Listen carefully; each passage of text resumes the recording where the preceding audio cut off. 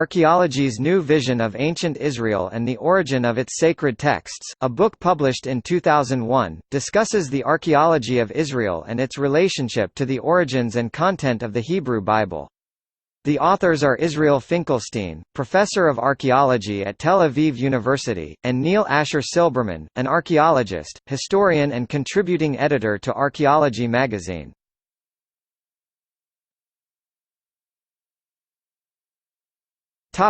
Methodology. The methodology applied by the authors is historical criticism with an emphasis on archaeology. Writing in the website of The Bible and Interpretation, the authors describe their approach as one in which the Bible is one of the most important artifacts and cultural achievements, but not the unquestioned narrative framework into which every archaeological find must be fit. Their main contention is that, on the basis of this evidence they propose, as noted by a reviewer on Salon.com, the approach and conclusions of the Bible Unearthed are not particularly new. Ze'ev Herzog, professor of archaeology at Tel Aviv University, wrote a cover story for Haaretz in 1999 in which he reached similar conclusions following the same methodology. Herzog noted also that some of these findings have been accepted by the majority of biblical scholars and archaeologists for years and even decades, even though they have only recently begun to make a dent in the awareness of the general public.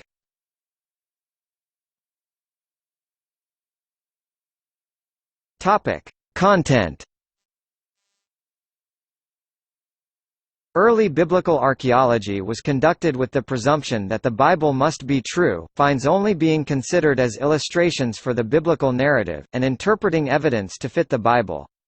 Some archaeologists such as Eilat Mazar continue to take this Bible and spade approach, or, like the journal Bible and Spade, attempt to treat archaeology as a tool for proving the Bible's accuracy, but since the 1970s most archaeologists, such as prominent Egyptologist Kenneth Kitchen, have begun instead to interpret the evidence only in the light of other archaeology, treating the Bible as an artifact to be examined, rather than as an unquestioned truth. This approach has led to results both in favor and against the historicity of the Old Testament.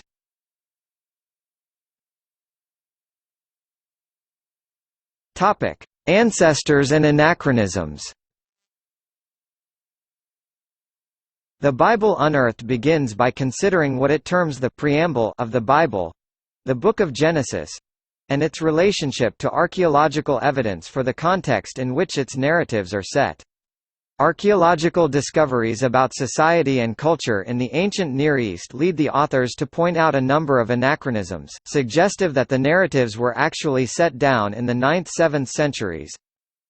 Aramaeans are frequently mentioned, but no ancient text mentions them until around 1100 BCE, and they only begin to dominate Israel's northern borders after the 9th century BCE. The text describes the early origin of the neighboring kingdom of Edom, but Assyrian records show that Edom only came into existence after the conquest of the region by Assyria. Before then it was without functioning kings, was not a distinct state, and archaeological evidence shows that the territory was only sparsely populated.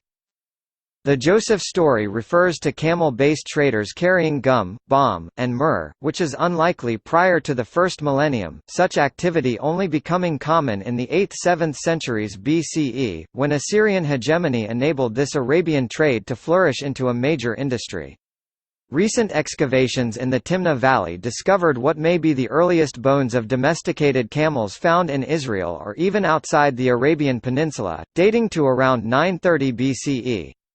This is seen as evidence that the stories of Abraham, Joseph, Jacob and Esau were written after this time. The land of Goshen has a name that comes from an Arabic group who dominated the Nile Delta only in the 6th and 5th centuries. The Egyptian pharaoh is portrayed as fearing invasion from the east, even though Egypt's territory stretched to the northern parts of Canaan, with its main threat consequently being from the north, until the 7th century book comments that this corresponds with the documentary hypothesis, in which textual scholarship argues for the majority of the first 5 biblical books being written between the 8th and 6th centuries. Although archaeological results, and Assyrian records, suggest that the Kingdom of Israel was the greater of the two, it is the Kingdom of Judah which is afforded greater prominence by Genesis, whose narratives concentrate on Abraham, Jerusalem, Judah the Patriarch, and Hebron, more than on characters and places from the northern kingdom Israel. The Bible Unearthed explains this pre-eminence of Yahweh's text as an attempt to seize the opportunity, afforded by the destruction of Israel in 720 BCE, to portray the Israelites as a single people, with Judah having always had primacy.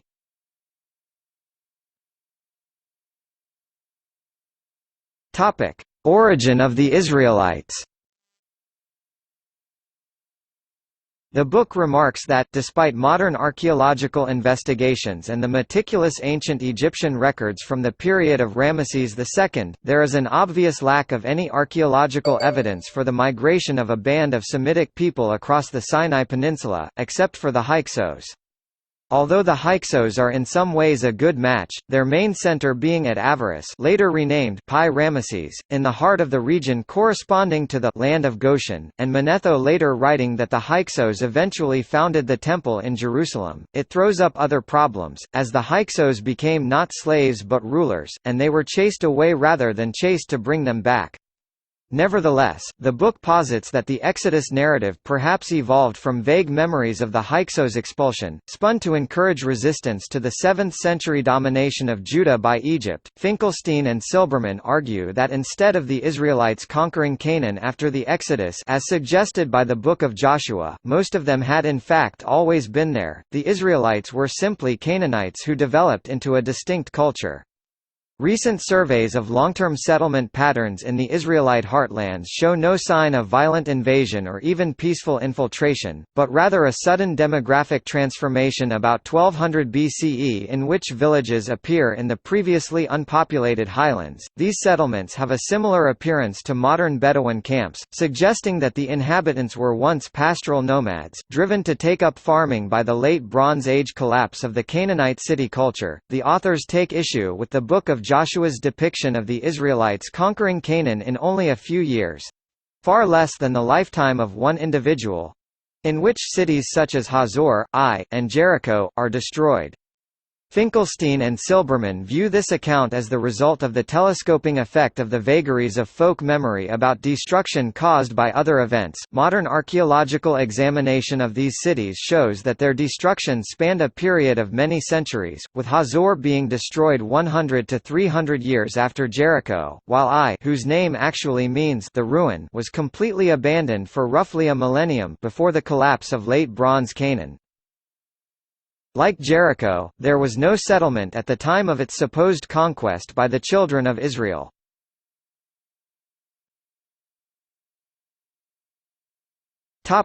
David and Solomon or the Omrides. Although the Book of Samuel and initial parts of the books of Kings portray Saul, David and Solomon ruling in succession over a powerful and cosmopolitan United Kingdom of Israel and Judah, Finkelstein and Silberman regard modern archaeological evidence as showing that this may not be true. Archaeology instead shows that in the time of Solomon, the northern kingdom of Israel was quite small, too poor to be able to pay for a vast army, and with too little bureaucracy to be able to administer a kingdom, certainly not an empire. It only emerged later, around the beginning of the 9th century BCE, in the time of Omri. There is little to suggest that Jerusalem, called by the Bible David's capital, was more than a typical hill country village. During the time of David and of Solomon, and Judah remained little more than a sparsely populated rural region until the 8th century BCE. Although the telephone Dan Steele seems to confirm that a «House of David» existed, and clearly validates the biblical description of a figure named David becoming the founder of the dynasty of Judahite kings in Jerusalem, it says nothing else about him. There are remains of once grand cities at Megiddo, Hazor and Gezer, with archaeological evidence showing that they suffered violent destruction.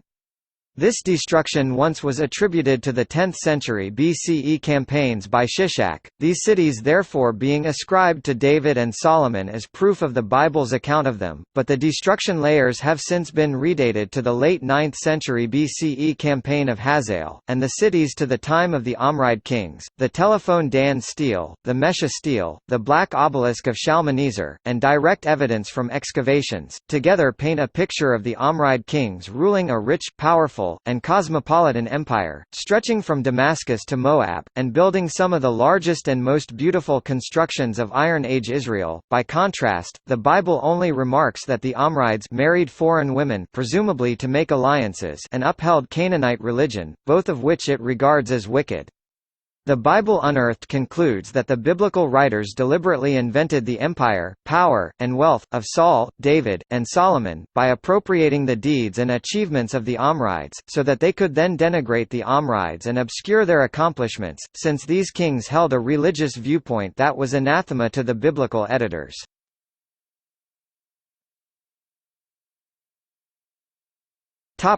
Hezekiah and monolatry. The Book of Kings, as it stands today, seems to suggest that the religion of Israel and Judah was primarily monotheistic, with one or two wayward kings such as the Omrides who tried to introduce Canaanite polytheism, the people occasionally joining in this apostasy from monotheism, but a close reading and the archaeological record reveals that the opposite was true. Iron Age remains show that in the time of the setting of the Book of Kings, sacrifices continued to be offered at hilltop shrines, which the Bible terms high places. Incense and libations were being offered throughout the land, and clay figurines of deities were still being used in homes everywhere in the land as household gods. Inscriptions from the early 8th century site of Kuntilat Ajrid in northeastern Sinai, as well as in a late monarchic inscription from the Shephelah of Judah, even seem to refer to the goddess Asherah as being the consort of Yhwh. The world changed for Judah when the kingdom of Israel fell to the Assyrians in 720 BCE. Judah was flooded with refugees. The population of Israel had been 9 times larger than that of Judah, so many small Judean villages suddenly became cities. Archaeology evidencing that the population of Jerusalem itself expanded by about 15-fold, turning it from a small hill town into a large city. The social and religious struggles, which obviously would occur with such a large influx of population, are not mentioned by the Bible. Finkelstein and Silberman argue that the priests of Jerusalem began to promote Yahweh-based monolatry, aligning themselves with King Hezekiah's anti-Assyrian views, perhaps because they believed that Assyrian domination of Israel had caused social injustice, or perhaps because they just wanted to gain economic and/or political control over the newly wealthy countryside. Hezekiah advanced their agenda, banning the worship of deities other than Yahweh, destroying the hilltop shrines, actions which the Bible Unearthed views as preparation for rebelling against Assyria. By 701 BCE, the Assyrians had captured most of Judah, and then they besieged Jerusalem. The Bible's coverage of the events leading up to the siege is sparse, briefly listing only a few refortifications of Jerusalem, giving a passing mention to the Siloam Tunnel, and briefly admitting to the loss of most of Judah's cities, but archaeology gives much more detail. For example, the fortifications of Lachish were heavily strengthened by Hezekiah, but it was besieged, fell, and was then burned to the ground. According to an illustration on the walls of the Assyrian palace at Nineveh, the Assyrians deported the city's population and religious objects before they burnt it. The Bible claims that nearly 200,000 men in the army besieging Jerusalem were slaughtered one night by an angel, causing the Assyrian king Sennacherib to relent and return to Assyria. It immediately goes on to state that Sennacherib was killed by his sons, while he was praying to his God, implying that this was shortly after the battle. However, as the Bible Unearthed points out, this contrasts with the Assyrian record on the Taylor Prism, in which Hezekiah's mercenaries abandoned him, and he only then convinced the Assyrian army to leave by handing over not only vast amounts of money, jewels, and high-quality ivory-inlaid furniture, but also his own daughters, harem, and musicians, and making Judah into a tributary state of the Assyrians. Additionally, although Sennacherib was clearly murdered by persons uncertain, it was in 681 BCE. He had lived for over 19 years beyond the end of the siege, conducting several military campaigns elsewhere, and rebuilding and refurnishing his palace entirely. Hezekiah predeceased Sennacherib, dying just a couple of years after the siege. His successor and son, Manasseh, reversed the religious changes, reintroducing religious pluralism. Finkelstein and Silberman suggest that this may have been an attempt to gain cooperation from village elders and clans, so that he would not need so much centralized administration, and could therefore allow the countryside to return to economic autonomy. According to the archaeology, there must have been a deliberate expansion of agriculture into the Judean desert, and the rich finds from this period suggest that much profit was gained from Judah's now peaceful position in the middle of many of the caravan routes between Assyria's allies. The state certainly increased its administration of trade to levels that far exceed those before. Hezekiah's actions had given away the gold and silver from the Jerusalem temple, impoverished his state, lost him his own daughters and concubines, and reduced his territory to a small region around Jerusalem, most of the people elsewhere in Judah being deported. Manasseh had brought peace and prosperity back to the country, but because the Book of Kings bases its decisions on theological prejudice, it condemns him as the most sinful monarch ever to rule Judah and hails instead Hezekiah as the great king. The Bible Unearthed suggests that the priesthood and populace outside Jerusalem may well have held the opposite opinion, that Hezekiah's imposition of monolatry was blasphemous, and the disasters that befell the country during his reign had been punishment from the gods.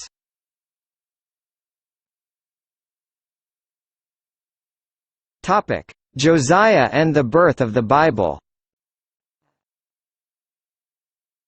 As recorded in the Book of Kings, Manasseh's grandson, Josiah, enacted a large religious reform soon after he became king. He ordered renovations to the Jerusalem temple, during which the high priest found a scroll of the law, which insisted on monotheism with sacrifice centralized at a single temple—that in Jerusalem. Finkelstein and Silberman note that most scholars regard the core of Deuteronomy as being the scroll of the law in question, and regard it as having been written not long before it was found, rather than being an ancient missing scroll as characterized in the Bible. Deuteronomy is strikingly similar to early 7th century Assyrian vassal treaties, in which are set out the rights and obligations of a vassal state, in this case Judah, to their sovereign, in this case, Yahweh. Josiah imposed this scroll as the new religious orthodoxy, and, like Hezekiah before him, destroyed the old cult centers. Josiah even went so far as to slaughter the priests of these shrines, burn their bodies, and bury their bones in the tombs near them, upon the old altars. The sudden collapse of the Assyrian Empire in the last decades of the 7th century BCE offered an opportunity for Josiah to expand Judah's territory into the former Kingdom of Israel, abandoned by the Assyrians.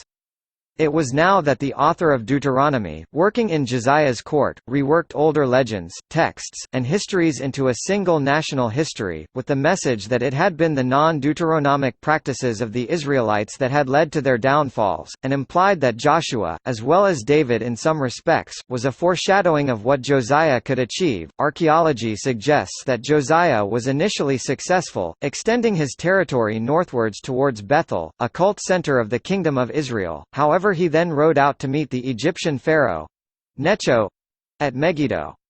Necho had been merely passing through, leading an army to join the Assyrian civil war on the side of the Assyrian rather than Babylonian faction, but Josiah was killed. The circumstances of his death are uncertain, though the Book of Chronicles claims that despite Necho's lack of enmity for Josiah, Josiah insisted on attacking him. Finkelstein and Silberman suggest that Necho may have objected to Josiah's expansionist policies, which could have threatened the Egyptian dominance of the region to the west of Judah, the Philistine lands, or of the strategically important Jezreel Valley to its north, or could equally have objected to the effect of the new Deuteronomic social policies on the caravan routes, which ran through southern Judah. With Josiah's death, Egypt became suzerain over Judah. The new king, Egypt's vassal ruler, undid Josiah's changes, restoring the former shrines and returning the country once again to religious pluralism. But when the Babylonian faction eventually won the Assyrian civil war, they set out to forcibly retake the former Assyrian tributaries. Judah, as a loyal Egyptian vassal state, resisted, with disastrous consequences. The Babylonians plundered Jerusalem in 597 BCE and imposed their own vassal king. These events are described in the Bible and confirmed, with variations, in the Babylonian Chronicle. A few years later, the king of Judah rebelled against his Babylonian masters, and the Babylonians returned to destroy all the cities in Judah, burning Jerusalem to the ground in 587 BCE. In 539 BCE, the Achaemenids conquered Babylon, and, in accordance with their Zoroastrian perspective, allowed the people deported by the Babylonians to return. This is described by the Cyrus Cylinder, which also indicates that the Persians repaired the temples in these conquered lands, returning any sacred artifacts to them. According to the archaeological record, no more than 25% of the population had actually been deported. According to the Book of Ezra and its parallel passages in the first book of Esdras, when the deportees began to return, their leader, Zerubbabel, refused to allow the undeported Israelites to assist them in reconstructing the Jerusalem temple, apparently believing that only the former deportees had the right to determine the beliefs and practices which could count as the orthodoxy. Although the undeported majority then tried to stop the reconstruction, Darius, the new Achaemenid king, eventually allowed it to continue. The conflict between the returnees and those who had always been in Judah evidently required resolution. The two groups had to be reintegrated. Finkelstein and Silberman argue that the Deuteronomic law advanced by parts of the deported elite, the ancestors of the returnees, and the laws and legends of the inveterate inhabitants, were melded together into a single Torah so that it could form a central authority able to unite the population. Artaxerxes, Darius' grandson, commissioned Ezra to take charge of Judah, following the divine laws which Ezra was holding in his hand. The Bible Unearthed comments that academics like Richard Elliott Friedman propose that Ezra himself was the final redactor of the Torah, noting that the Bible identifies him as the scribe of the law of the God of heaven.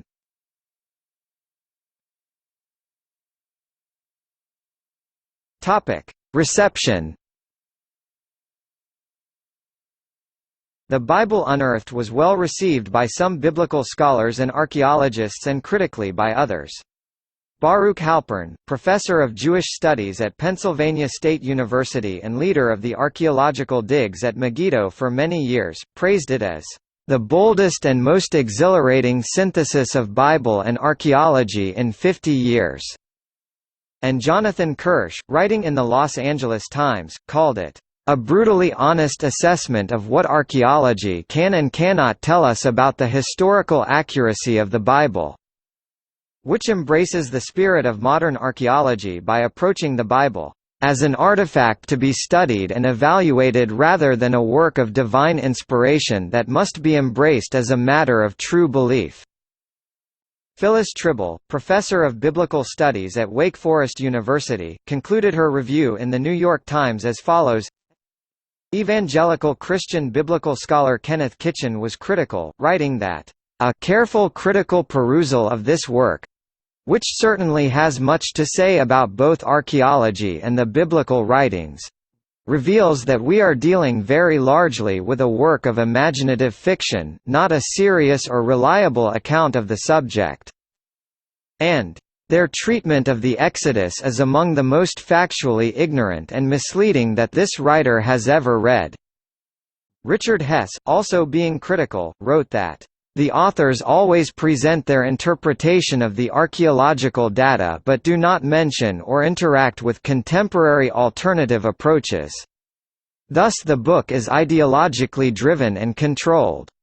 A review of the book by fellow archaeologist William G. Dever, published in the Biblical Archaeology Review and subsequently in the Bulletin of the American Schools of Oriental Research, resulted in heated exchanges between Dever and Finkelstein. Dever's review noted that the book had many strengths, notably archaeology's potential for rewriting the history of ancient Israel, but complained that it misrepresented his own views and concluded by characterizing Finkelstein as idiosyncratic and doctrinaire. Finkelstein's reaction was to call Dever a jealous academic parasite, and the debate quickly degenerated from that point. The book became a bestseller within its field. In February 2009, Amazon.com ranked it as the 8th most popular in the fields of Old Testament Christian theology, and the archaeology of Christianity, as well as being the 22nd most popular book on the history of Israel. In 2006, the popularity of the text led to a 4-part documentary series upon it, which was subsequently broadcast on the History Channel.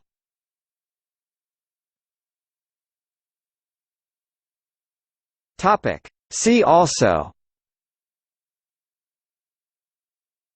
Dating the Bible # Torah, Biblical archaeology.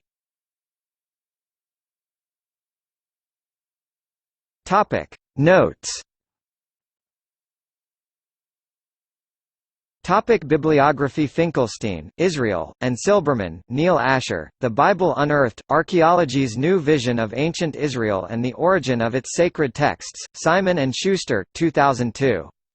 ISBN 0-684-86912-8.